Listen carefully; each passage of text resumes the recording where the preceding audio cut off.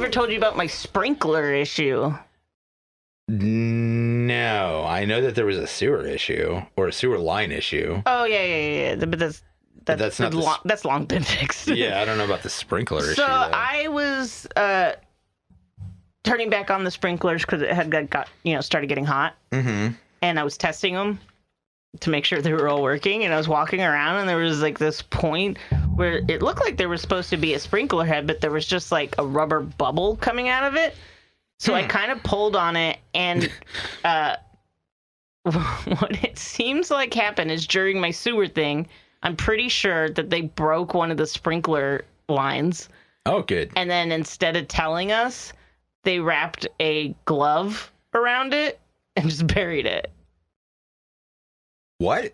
Yeah. So there was just like a glove wrapped around like a pipe that's supposed to have a piece and then a sprinkler head in it. So not even like plumbing tape or anything? No, it was just like, it was like a, like a, not where, what it was, just like a regular glove used for like hair dyeing and shit. That's... At least I'm guessing that's what happened. This is mind-boggling. Because it's right like along where they like dug to get to the street. Uh-huh. And so that's the only thing I can imagine that happened. But I'm having a hard time fixing it, but that's not going to be a big deal. Just can't find the right piece to go into the thing. But anyways, just bizarre. I was like, because also I'm sure because if that is the case of what happened, I'm sure I signed some paperwork that said if they like fucked up the sprinkler system or something, it's my problem. I'm like, just tell me. I wouldn't have been that upset. It's not that big a deal. I'm more, and now it's been like over a year, so it's not like I can complain. But I'm like, yeah, you could. I guess, but I don't know for a fact. Like, how would I prove, that they did? I don't know. And I don't want compensation or anything. It just seems like a weird and fucked up thing to do. You might be able to get them to come fix it. Oh, it's going to cost like $5. I already dug it up, so there's no reason to do that. But it's because I was like, what the fuck is this? And then it was like, this is a glove. Oh, man. I showed it to my dad, and he was just like, what? Oh, fucking crazy. And then he thought a whole section of the pipe was missing, but it's not. He's just like, it's just weird. I'm like, they could have just said something. Yeah. Like I said, I'm sure there's, what I mean, in the paperwork, there's some, like, disclaimer, like, in the little writing that's like, if anything else is damaged in the property, like, where so-and-so is not responsible. So, I don't know. It's just weird. It's just an odd, choice. Yeah, I do. Okay, so you know what that honestly sounds like to me? Uh-huh. As somebody who spent a good amount of time working in construction, that sounds like one of those things that you do as like a quick fix, and you're like, mental note, come deal with this later. But you wouldn't have to. And then you forget. Because it's not the part of the sewer line, it's part of the sprinkler, so they would never be turning that on. So there would be no reason to block it with a glove if that's the case. Oh, no, but I mean, if you break something and you're like, shit, well, better plug that hole, and I'll have to tell them and maybe fix it for them later. No, because, it's not like water. Anyways, it doesn't matter. It's just weird. That is weird. And funny. All right. Now, for really real, welcome everybody to Streaming Screams. I am Glenn. I am here with Jessica. Hello. And we are going to talk about some horror. And the next subject for our Summertime Madness series is Summer of '84. Released in 2018, written by Matt Leslie and Stephen J. Smith, directed by Francois Simard. Simard. Do you think it's Simard or Simard? I don't know. Simard? I'm going with Simard. Directed by Francois Simard. Johan Carl Wiesel? Yeah. Johan Carl Wiesel. Francois Simard. Anouk Wiesel. Johan Carl Wiesel. What did you think of Summer of '84? I like it. You bitch. No, it's good. I think it does a good job portraying what summer is like before the internet, where you just are a group of kids just doing whatever. and nobody's around Yeah. to pay attention. Yeah, it's Just 3 months of trying to fill it in. I was joking that it was like this whole movie like is basically the reason why they're moving school slowly to year round. They're like, we can't have kids just 3 months on their own. Like, but they should. I think it's important. You learn as much about life during summer as you do during the school year. You know, so you got to run around and get in trouble, man. You got to run around and get in trouble. And I know adults don't like that. You know, they don't like to see kids out and about anymore, even though they'll fucking complain about the same thing to no end. But yeah, man, there's so much in how the kids before we even get into like the meat of what the movie's actually is. There's so much that the kids are doing that is just like so very, very familiar to me. Growing up in a pre-internet and early internet era, growing up in a time when you actually left the house as a kid. Yeah. And we're not supervised nearly as much. Yeah. You know, I mean, I don't have kids, so I don't really know how this is. But I hear you see a lot of stories and hear a lot of talk on the internet about like people calling police because they see kids that are out and about without their parents and shit like that. And I don't know how often that happens. But I do know that I don't see kids out and about nearly as much. It's happening more now. And it should. I think people have... Lucian's generation was more, they're all just inside all the time. Fucking helicopter and parents and now shit. They're starting to go back outside. Yeah, the kids in my neighborhood are outside. My parents' neighborhood, there's kids outside. I think people really... They don't stay out late, though, like we used to. Yeah. Well, I think... so, again, as somebody who doesn't have kids, I have some real, like... it's much further observant knowledge of this, but I am getting the distinct impression that after a generation of the most ridiculous helicopter parenting, people are starting to realize that maybe there was some overcorrection and possibly some overcorrection for a problem that didn't really exist, you know? Like, maybe we don't need to have the kids under supervision every 5 seconds. Maybe they aren't going to get kidnapped for some weird satanic ritual. Not to compare, because I don't think these are similar, but I think it gives a more realistic idea of what being, like, a kid was in the 80s than, like, Stranger Things or something. Oh, for sure. For sure. And I like that. Them running around did make me go, I don't really miss being young, but I miss that. I do miss playing games and stuff in the streets with just being able to be like, I'm bored and go outside and there's like 6 other people just randomly show up. There is something to be said about like just getting up off of the couch unannounced and walking 2 doors down, and starting to gather the neighborhood boys for shenanigans. Hey guys, let's go ride our bikes in this dirt area that we probably shouldn't be riding our bikes until one of us hits a cement block and falls over and gets hurt. Yeah.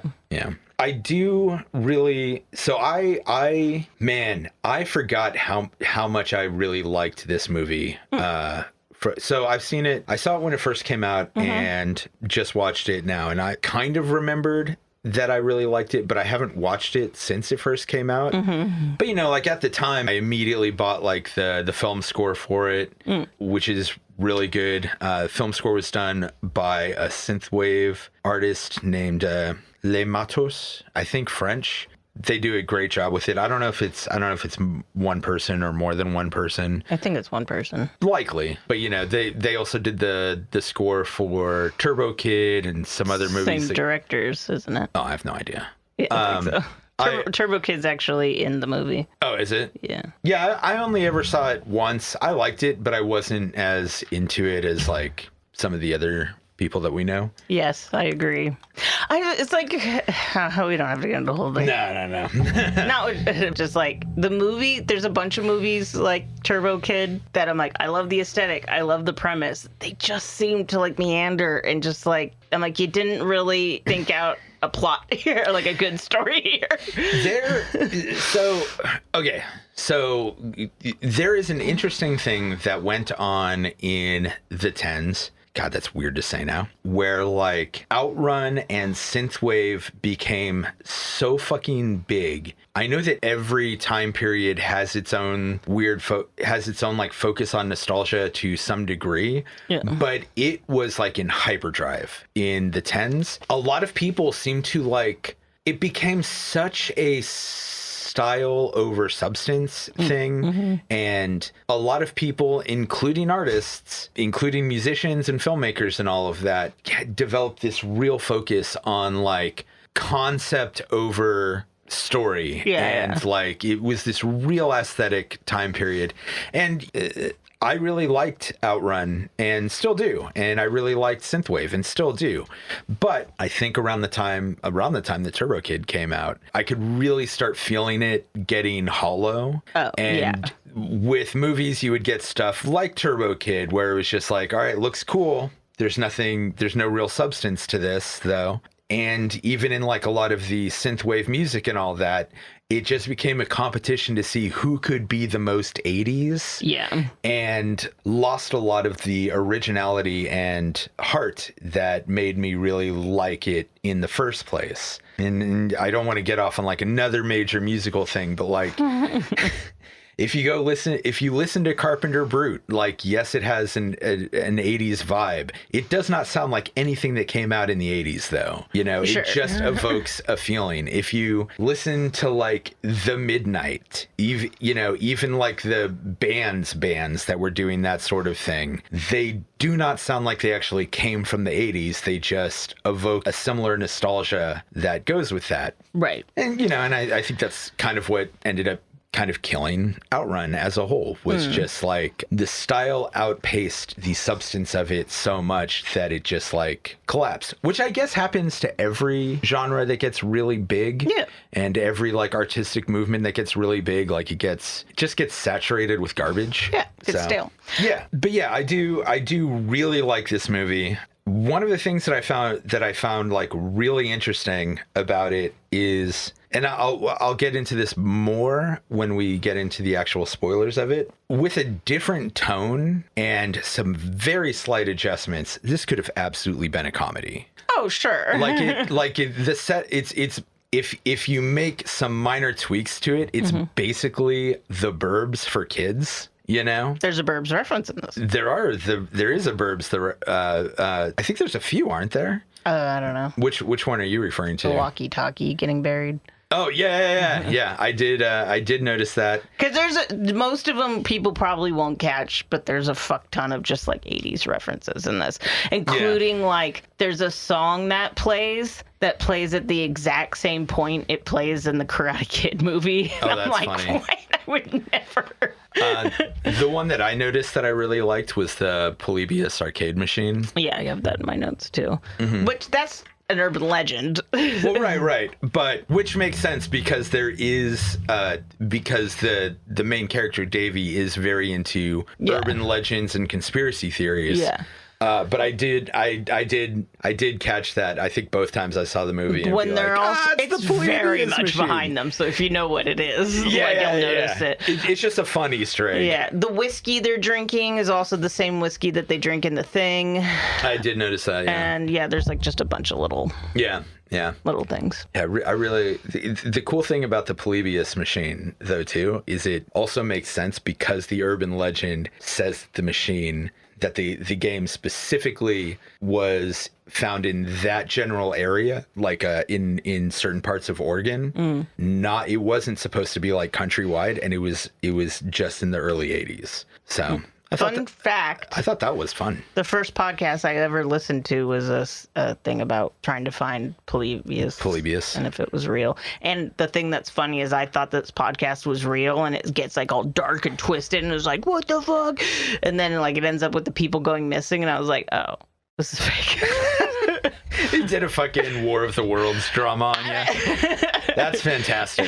I love that. I didn't know. I wasn't aware of podcasts, and and it's which is funny because I still really like that one, and I've shown it to John. But I don't like fake fictional podcasts for the most part. No, I mean. Anyways, we don't have to get into that. Yeah. Just fun fact. That's how I got into podcasts. At some point in time, we should do the Blair Witch Project just so we can get into that sort of subject about like fake things, fake media portrayed as real media. Yeah. But yeah, this is already running really long, so let's get into spoilers. Yeah. Graham Verscheer as Davy Armstrong, a 15-year-old paperboy and aspiring filmmaker with a keen interest in urban legend and conspiracy theories, who suspects that his neighbor is a serial killer. We've got Davy's friends, Judah Lewis as Tommy Eats Eaton. He is the punk of the group who comes from a troubled house. Caleb Emery as Dale Woody Woodworth. He's the chubby, mouthy smartass. We've got, which in itself I think is a reference to a whole bunch of movies like The Sandlot and shit. Corey Gruter Andrew as Curtis Faraday, who is like the nerd. That basically makes up Davy's main. He's not really a smartass though. I guess he's just kind of mouthy. The fat guy? Not really. Yeah. I wouldn't think so. I mean, how would you describe his character? I don't know. I think he's like the most reasonable one of them, and he's like kind of shy and like being the most reasonable and shy does not negate him being mouthy with them. I wouldn't call him mouthy or smartass at all. If anything, eats us. So I mean, they all kind of are, but we've also got Tierra Scovby as Nikki. She is the object of all of the boys' quote affections, and she will be leaving the neighborhood soon, due partly to her parents' divorce and partly to going to college. And then we've got Rich Summer as Officer Wayne Mackey, a well-liked and well-respected police officer and quote amateur photographer. Oh yeah, he does say that. So, 1984 in Cape May, Oregon. David and his friends are spending their summer doing normal teenage boy shit, hanging out in tree houses, looking at porn magazines, talking about chicks, and playing flashlight tag, or as they call it, midnight manhunt. And looking outside of their window to try to see girls changing, swiping liquor from their parents' cabinet. You know, classic. Good, clean, boys will be boys type fun. A letter from someone calling themselves the Cape May Slayer claiming responsibility for the murders of 13 boys and 2 adults over the past decade is sent to, can't remember if this is the police specifically or just the press.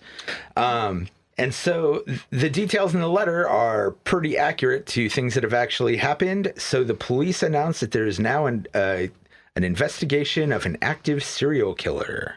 Davey notices some strange stuff going on with his neighbor, Officer Wayne Mackey, leading the kids to suspect that Mackey might be the killer. So they start doing the obvious thing, following him around, snooping, spying on him, breaking into his stuff, digging up his garden, throwing his trash all over the place. Because the raccoons. Yeah, and one thing that I really love in this movie is these kids make terrible goddamn spies. Well, they're children. Right. But this is the thing. This is when I was writing the note that the kids make terrible spies. This is when it really hit me that with a different tone, this movie could have just as easily been like a straight comedy. Yeah. Because they are approaching this with all of the self-confidence of teenage boys. Yeah. But they are absolutely fucking terrible at it. He sees them doing so much shit. I was going to say, it drives me nuts how much they're just like right in the windows. Yeah. They're like he's like looking into the house for Mackie and they're like, can't see, but they're like right there. They're like as close as you can get. And I'm like, how does he not see them? Well, and then even when they're like the door and they're right there. Yeah. And then there's even more towards the end where he's like looking outside during broad daylight with binoculars to see like if he leaves. And I'm like, you're like in full view. It's daylight. And he deliberately signals to them multiple times that he knows that they're watching him, and they don't take the hint and back off. Well, yeah, because there's the scene where they're trying to hide the walkie-talkie in his trellis, and I'm like, So then he's like, hey, I'll give you some of my police ones. They can hear everything. So I'm like, is that him saying, because then he would already know that they know. And it's not clear by that point if he knows they know or if they're just snooping around. So I'm like, did he say that to indicate I've already been listening to you, or to indicate to us that he's trying to listen to them? Because they've been saying everything over the walkie-talkies. I interpreted it as him basically giving him a signal, back off. He does know. But then he would know everything that they know, and they have a lot of Yeah, but I mean, also he is a cop. He's a cop. He knows how ridiculous. He knows how he can basically just talk his way out of it with them.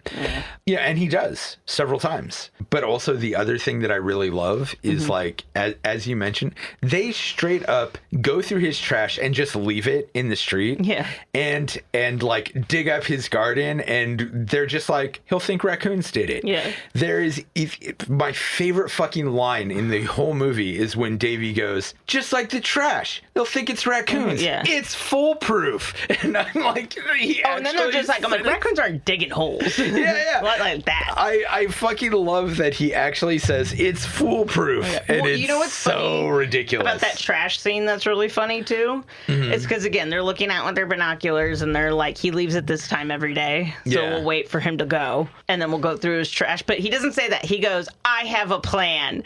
We'll just wait for him to leave. Then they go, he leaves. So then they're sneaking up, and he starts going to the trash can, and the rest of them keep going to the house because they think they're going to break into the house. And he's like, no, we're just going to go through the trash. And I'm like, so how long has it been? Because you said you had a plan and you just didn't tell them what it was to go through the trash. Yeah. They had no idea. At no point you said, hey, we're going to go through the trash. Yeah, absolutely. It's great. I fucking love it. Most of this is presented as in a serious tone and dark, but again, slightly different tone. This would have been a hilarious comedy. At this point, you don't know if he actually is a killer or not. And a lot of people assumed that he wasn't there was going to be a red herring. Yeah. And so it is kind of still in a comedic effect. Yes. Well, I mean, the situation is still comedic. The raccoon thing, I was always just like, what the fuck? What? Yeah. Again, there's a big difference between a raccoon knocking something over, like a trash can, and trying to get something out, and spreading it all across everywhere. Right. Yeah.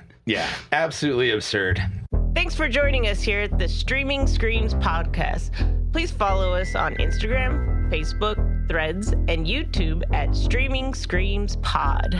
You can also find us on TikTok and Blue Sky at Screams Pod. Every follow, thumb, rating, review, subscription, and share all help us out a lot with all the algorithm shit. So if you like what we're doing, please rate us wherever you get your podcasts, like our posts, all that other good internet bullshit. And again, thank you for listeing to the Streaming Screams Podcast. In the meantime, Davy and his former babysitter begin this budding romance. So she's trying to get him to drop the investigation, and also explains that one of the kids that they think is missing, along with their family, has only left for the summer. So it kind of deflates their investigation a little bit, but not really, because Davy cannot let things go. And eventually, even though Officer Mackey makes it pretty clear that he knows what's going on, they don't stop, and they do find some evidence.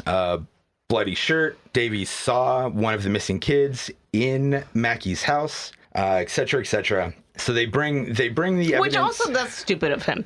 What's with these people not knowing there's blinds? It's I swear to God, in this movie, it's one of the things that I like this movie a lot, but it definitely has a lot of plot holes and shit. But it's fine. The only person who ever shuts their blinds is Davy when he's trying to spy on Nikki. Yeah. And not even when he's trying to spy on Mackie. Yeah, it seems like at any time in this movie, only the people looking through a window can actually see through the window, and the other side must be a mirror because nobody notices them. I mean, they are... And it goes on either side. It just depends which way the person's supposed to be looking. And then I'm like, what the fuck? Kind of. Mackie does catch them multiple times, though. But he doesn't also. Sure. But yeah, he probably should have drawn his blinds before killing the kid. Talk like at full volume all the time, which is the thing a lot of movies do. Yeah. I think that's just a film thing. And actually, I'm kind of glad, because if they start whispering, then I'm gonna have to fucking crank the volume up. No, you can edit somebody whispering. They still can sound like they're whispering, but not the volume going down. Yes. God, there was a lot. I guess I don't notice this as often, but it's still stuck in my head. There was a long time where where the sound editors in films did not do that properly. Oh, sure. And so the films would get real quiet when people were whispering or talking quietly, and then it would get like real fucking loud. And I'm sitting there with my remote, like fucking with the volume through the whole film. Yeah, but that's just because they were filmed for surround sound in the theaters. And then they would just input the sound directly into a single input track. So then that's why the volume's all fucked up. Because even on your TV... Double, but because it's going from surround to stereo. But, and I do know that, you can remix it, or you can remix it, and you can do some things in mastering. No, but I'm saying keep that from happening. They typically didn't. Is what I'm saying. Is that why it used to be more of an issue? Yeah. Now even on streaming services, if you were having that problem, go to your settings. It's probably in surround sound. Yeah. And I am glad that they do that. Netflix defaults to surround sound, which is annoying. Every time you start something, it defaults to surround sound. Really? Yeah. Huh. We've tried to fix it so many times. I haven't noticed. Although, I mean, we have 3 speakers. I guess 4 if you count the subwoofer, but that doesn't. It's only been a problem in certain things, but anytime we have problems with the sound, we check, and it's because it's in surround sound. Huh. Especially with voices in particular. Yeah. Fortunately, I haven't run into that problem much in the last few years. Mm-hmm. I also don't think I watch Netflix all that often anymore. Could also just be my hearing's gotten so shitty, I just don't even notice because I crank everything up now. Maybe. So the boys bring the evidence to Davy's parents, who think they're fucking nuts, and drag them all over to Mackie's house to confess and apologize. And over the next couple days, Mackie tries to assuage Davy's suspicions by, like, pretending to call his nephew, which was his cover story for which he already got caught in a lie there, because when he was apologizing, and he was like, well, we saw this kid, and he's like, oh, that was my nephew. When he helped him move the table in the very beginning of the movie, he mentioned he didn't have any family. Yep. There's a lot of pretty clear hints put throughout the movie, and I think it kind of just goes to like how much people just don't notice shit or are willing to overlook shit. Even when the kids bring their evidence to the parents. Yeah. I can understand the skepticism. They actually don't have bad evidence. Like, they've got like a bloody ripped up shirt, of a teenage boy. I mean, how do you know that though? You know what I mean? What do you mean? It's just a shirt. Sure. It didn't even look small because it was a big kid. I mean, I'm just saying it isn't hard evidence. It isn't much evidence, actually, what they had. Just showing like a teared, bloody shirt. It's like, that could be yours. That is true. It could be. Maybe that's his work shirt. Like yard work shirt. Yes. And he got himself. I think that's, I think the shirt was definitely too small to be Mackie's. Mackie's kind of a bigger dude. It was, I don't know. It doesn't matter.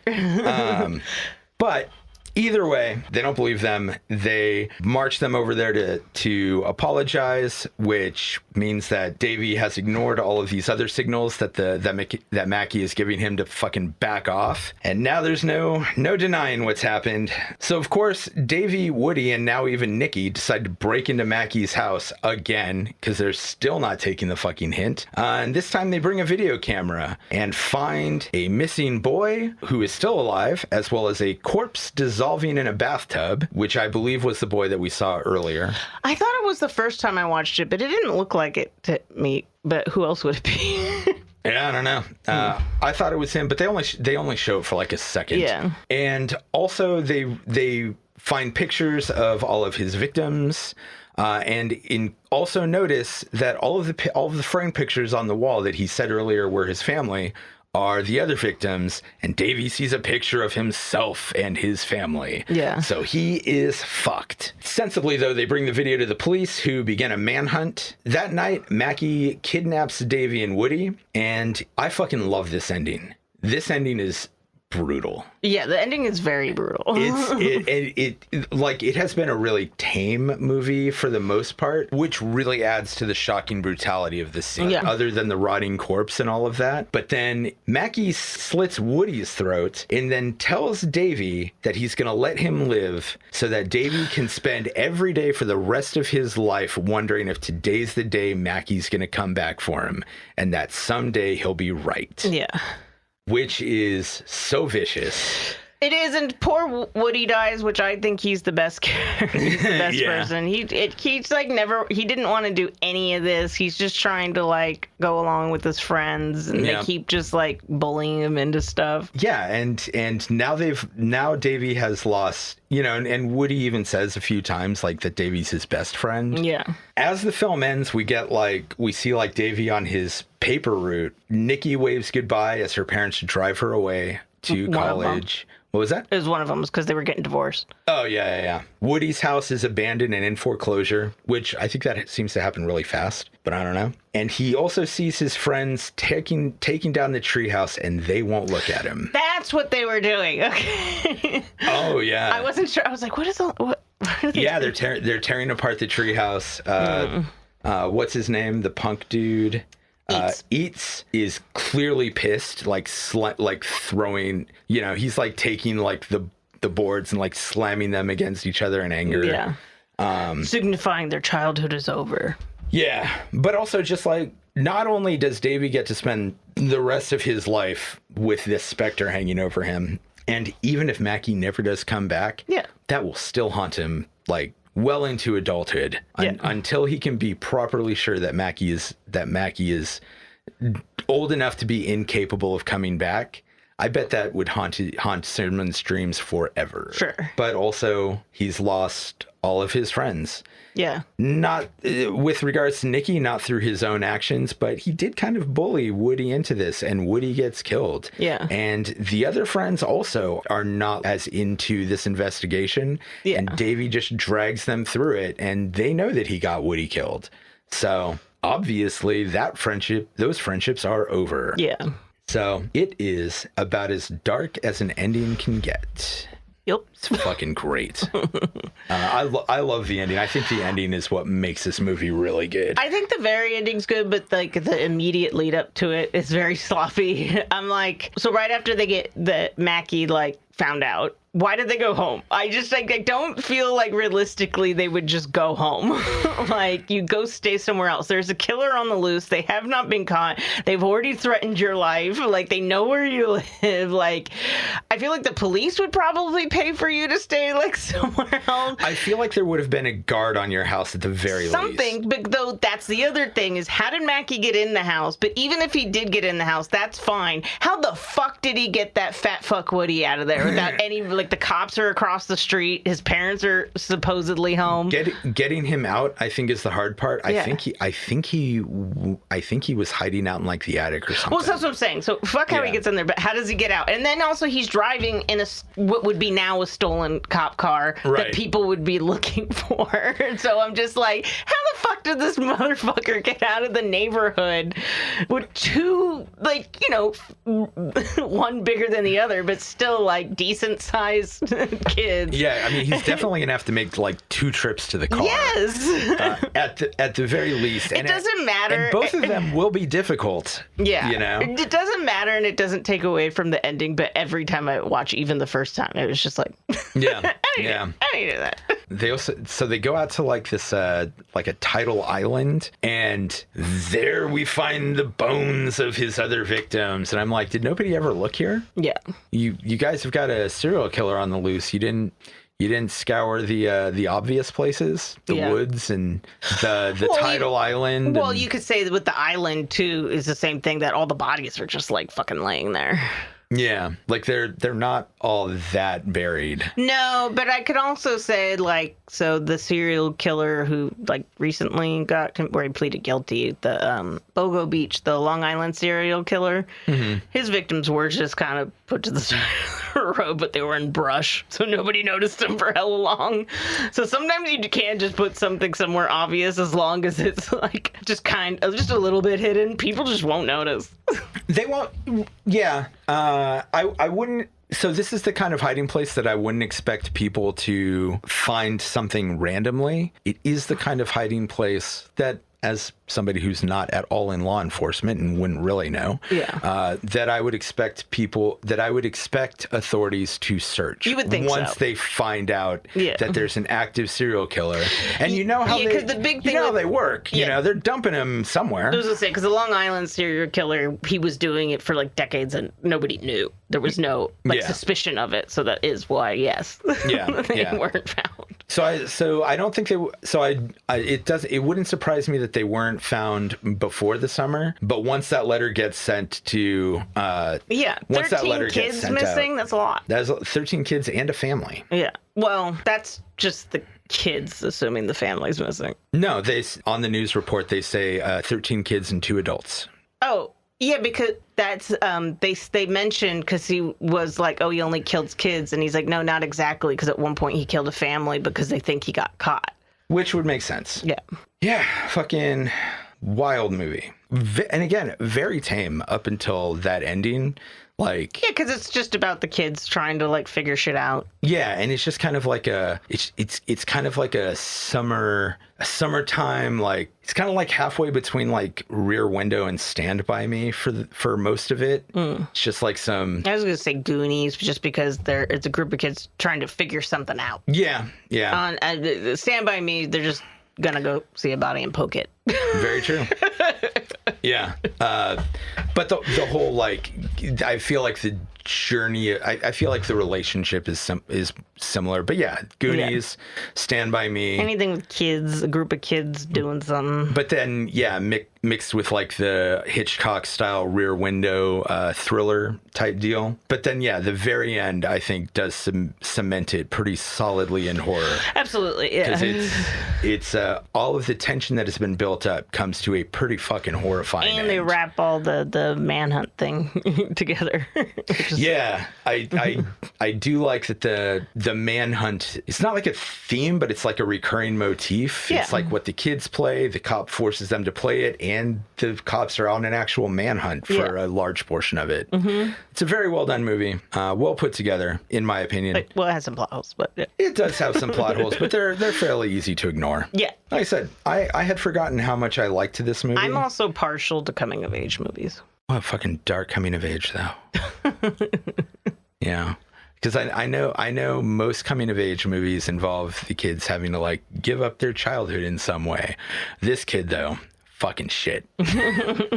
One friend dead, the others won't look at him, and he gets to spend the rest of his life in terror. There's lots of movies, because there's like Super Dark Times. There's a fucked up coming of age type thing. What is it? That. Mean River or something? I don't know. I don't think I've seen that. I don't think I'm familiar with that one. Oh. Mean River? I think that's what it's called. Yeah, Mean Creek. Mean Creek. Okay.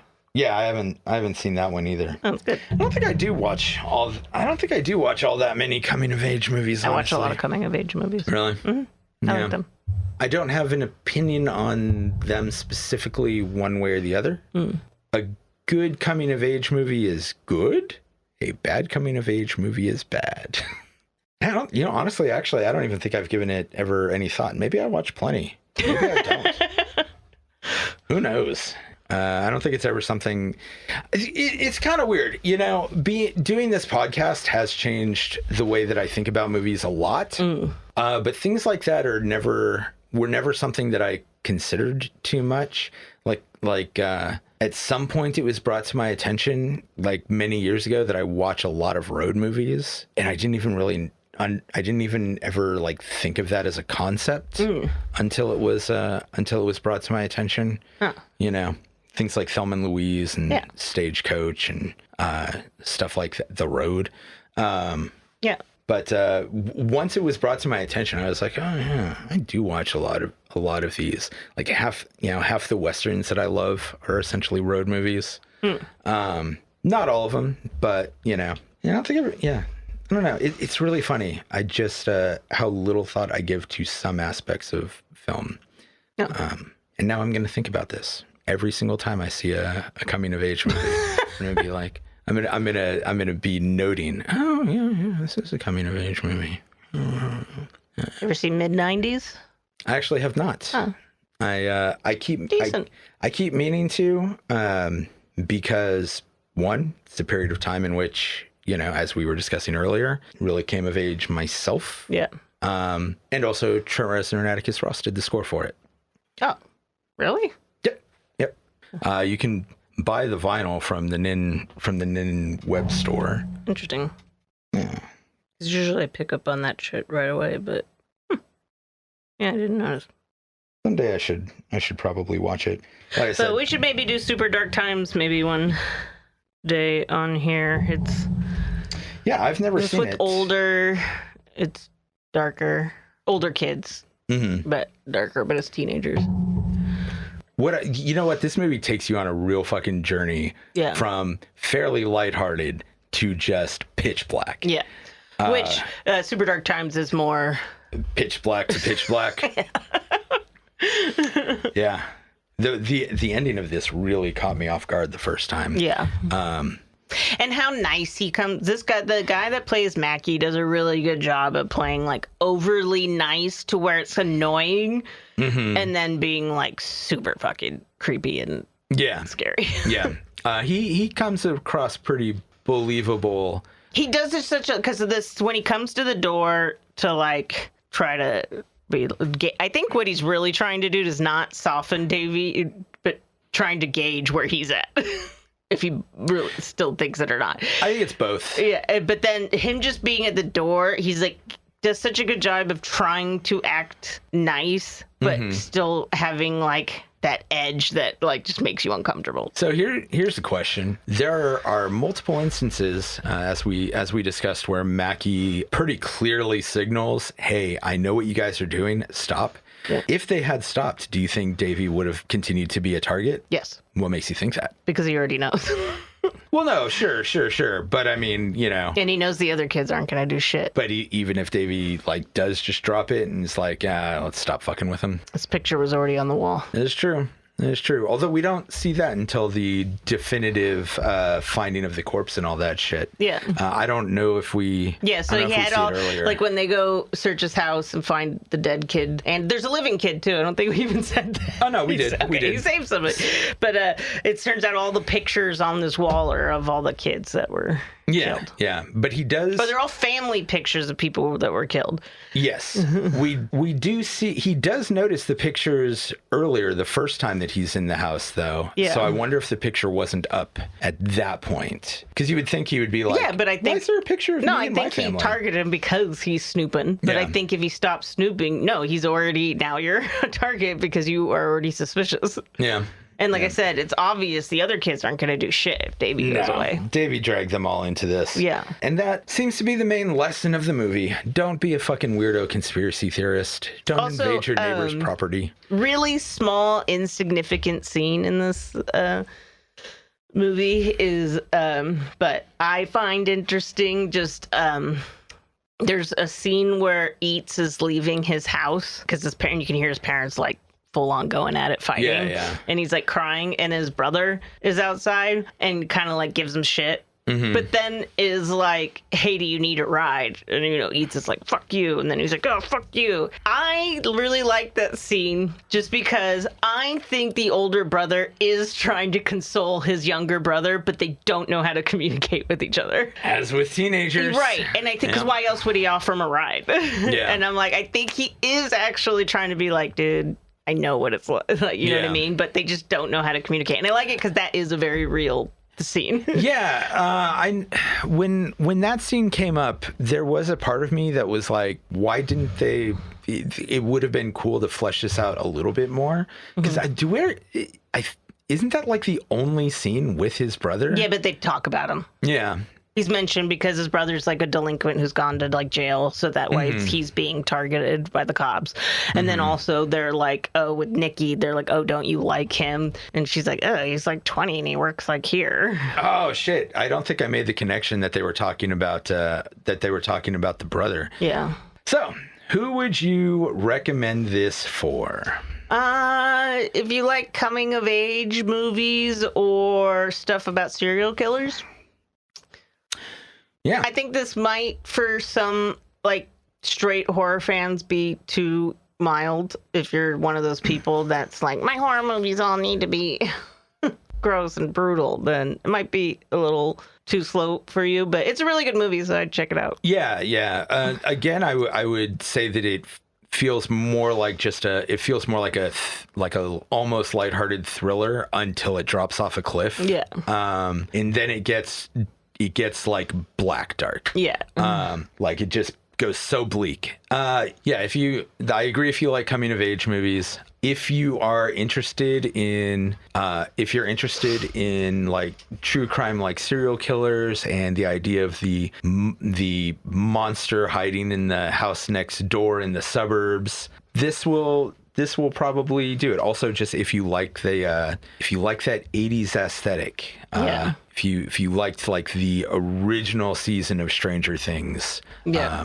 Also, fun fact, I don't know if it's a fun fact, but some of the pictures of his victims are of one of them's of John Wayne Gacy's real victim. No, really? And the other one is, I forget his last name, Johnny Gotts, I think, was the first kid that was on the milk carton. That makes sense. He's one of them. Yeah, I was thinking about some rant about milk cartons that you went on once when I saw that. I do not remember what you were saying about it. I just remember that you had this whole thing about how like kids weren't on milk cartons until fairly recently, as far as our lives go. Yeah, like it wasn't a thing in the 60s or whatever. No, but you see it on thing. But you would still see it in TV all the time. In the 60s. I was like, oh yeah, I remember when Jess was telling me about this, the early days of the milk carton picture. If you don't need everything to be super bloody, if you like the Goonies, Stand By Me, and Rear Window, and are also listening to this podcast, you'll probably dig it. Yeah. If you would like to watch Summer of '84, you can rent or buy it from YouTube, Google, and Apple TV. Well, that's going to do it for this episode of Streaming Screams. Jessica, play us out. It's the summer. It's the 80s. We're gonna go ride our bikes. We're gonna go play in the streets. But you better watch out, 'cause my neighbor's a killer. My neighbor's a killer. And if he finds you, he's gonna kill you. The 80s. The 80s. Yep.